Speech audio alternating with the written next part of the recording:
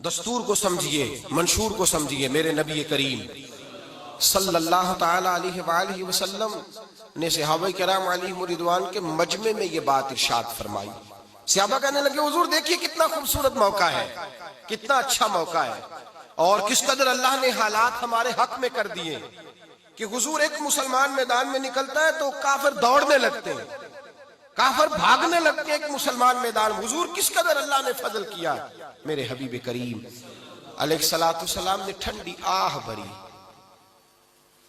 ٹھنڈی آہ بھری حضور نے، اور کریم محبوب نے فرمایا ایک وقت وہ بھی آئے گا، آج ایک مسلمان سینکڑوں کافروں کو بھگا دیتا ہے۔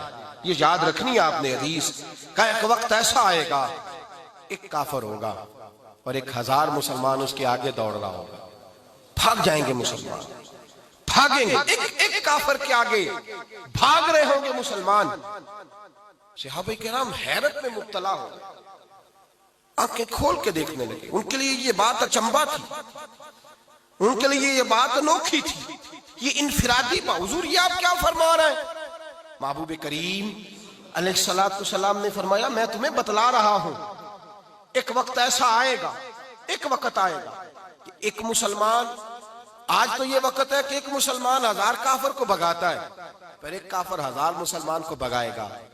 تو صحابہ نے کہا حضور ہم تھوڑے ہوں گے؟ فرمایا نہیں، بڑی کثرت سے ہوں گے۔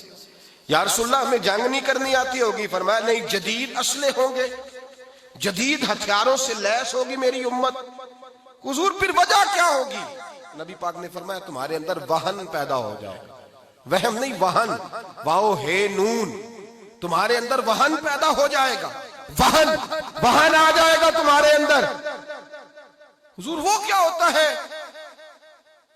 حضور وہ کس بلا کا نام ہے، وہ کیا ہے کہ جو آئے گی اور ایک کافر 1000 مسلمان کو بھگائے گا؟ وہ وہن کیا ہے؟ تو میرے محبوب نے فرمایا وہن یہ ہے کہ تمہیں دنیا سے پیار ہو جائے گا، موت سے تمہیں کراہت آئے گی، تمہارا مرنے کا دل نہیں کرے گا، موت کی کوئی تیاری نہیں، تمہیں پیار ہو جائے گا۔ میرے حبیب کریم علیہ السلام نے فرمایا کچھ لوگ ایسے ہوتے ہیں عمر بڑھتی جاتی ہے تو ان کی مال کی اور شہرت کی ہوس بھی بڑھتی جاتی ہے، اور کتنے سخت لفظ حضور نے بیان فرمائے۔ فرمایا 2 بھوکے بھیڑیے، بھیڑیے بھی ہوں بھوکے بھی ہوں، 2 بھوکے بھیڑیے بکریوں کے ریوڑ میں چھوڑ دیے جائیں۔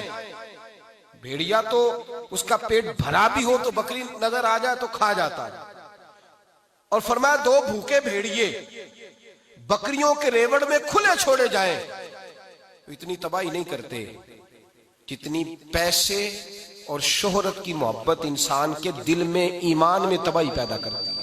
بخاری مسلم تباہی کر دی۔ پوچھ کے دیکھیں کسی سے کہ تیرا پیسے کے ساتھ پیار کتنا ہے، پوچھ کے دیکھیں۔ حضرت غوث اعظم جیلانی رضی اللہ تعالی عنہ لوگوں نے آ کے کہا حضور آپ کا مال کا بھرا ہوا ایک مال بردار آپ کا بہت بڑا جو تھا، یوں سمجھ لیں ٹرک آپ کا مال کا بھرا ہوا، وہ آپ کا سمندری سفر پر جہاز جا رہا تھا، حضور وہ سارا نکل گیا ہے۔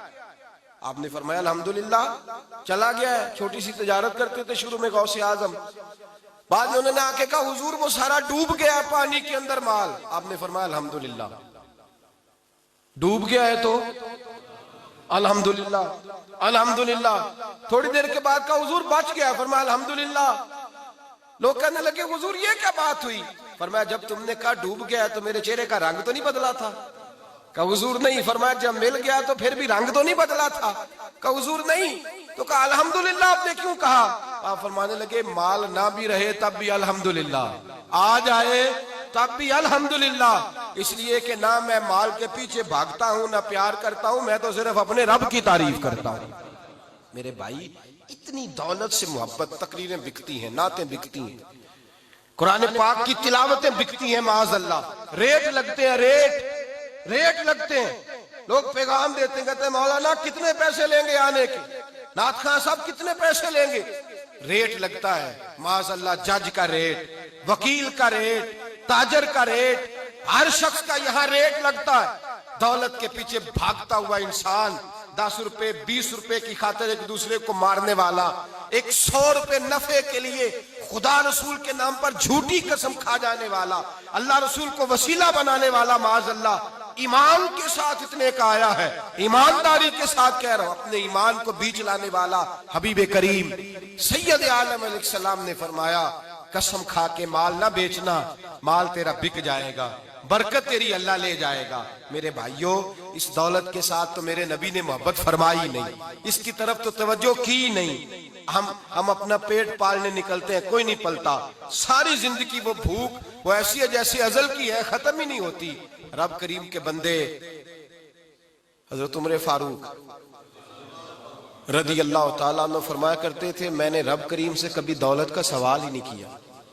फरमाते मैंने कभी, जाग रहे हैं आप हजरात, पक्की बात है, कहते मैंने कभी ये भी नहीं कहा कि अल्लाह जरूरत के दे दे, ये भी नहीं कहा, पर मैं इसलिए कि मेरे रब मेरे हाल से बाखबर है, उसने मेरी रोजी का वादा फरमाया है, ये सवाल मुझे उससे करने की जरूरत, अल्लाह से मांगा ही नहीं, कभी पैसे का सवाल ही नहीं किया, कभी बात ही नहीं की। सुने, हजरत उमर फारूक के बेटे हैं अब्दुल्ला इब्ने उमर, उनके बेटे हैं सालिम बिन अब्दुल्ला।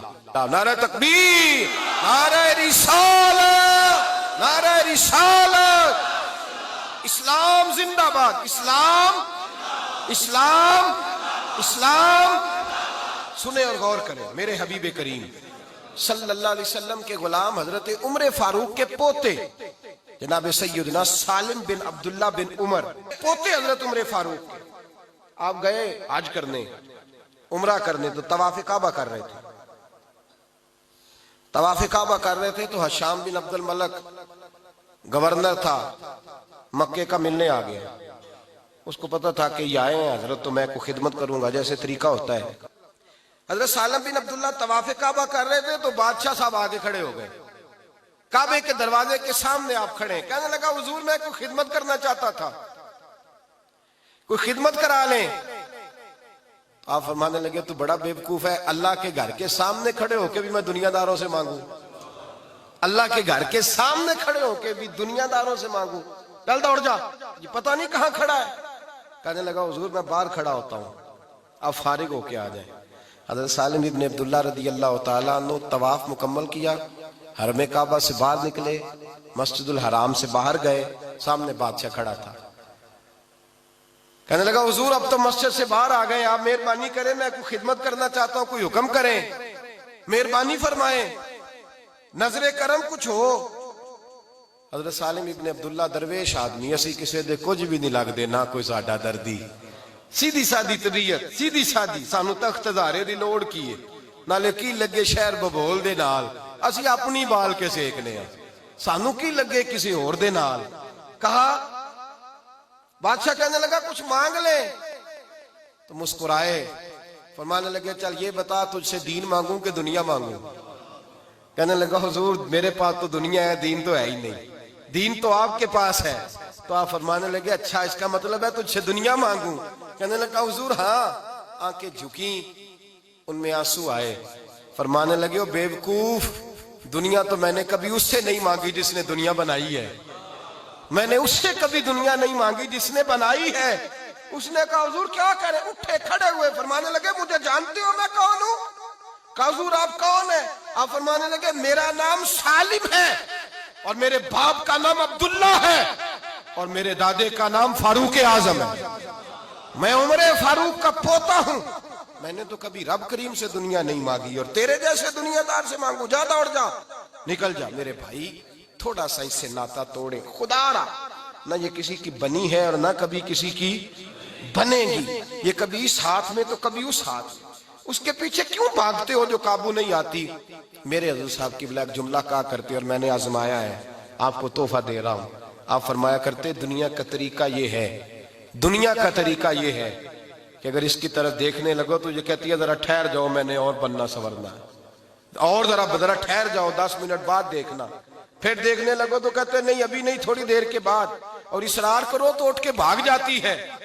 और फरमाते हैं जो इसकी तरफ से रुख फेर के निकलता है ना, उसके पीछे भागना शुरू कर देता है, उसके पीछे भागना शुरू कर देती है। मेरे नबी करीम अलैहिस्सलाम ने फरमाया मैं चाहूं तो जमीन सोने की बन जाए, میں چاہوں تو احد پہاڑ سونے کا بن جائے، میرے ساتھ چلے، میں جس طرح میری طبیعت چاہے دنیا استعمال کروں، لیکن میں نے کبھی اس کی طرف توجہ، تھوڑا سا نا رخ موڑیں، تھوڑا دنیا داری سے رخ موڑیں، تھوڑا رب رسول کی جانب کریں، پھر بیداری پیدا ہوگی، پھر آپ کی مزاج کے اندر روحانیت آئے گی، پھر نماز میں دل لگے گا، پھر قرآن مجید میں دل لگے گا، پھر ذکر۔ یہ جو لوگ کہتے ہیں نا میرا نماز میں دل نہیں لگتا، وہ نماز پڑھ کے بھی تو یہی مانگتے ہیں نا، اللہ روٹی دے دے، اے اللہ نوکری دے دے، اے اللہ فلاں چیز دے دے۔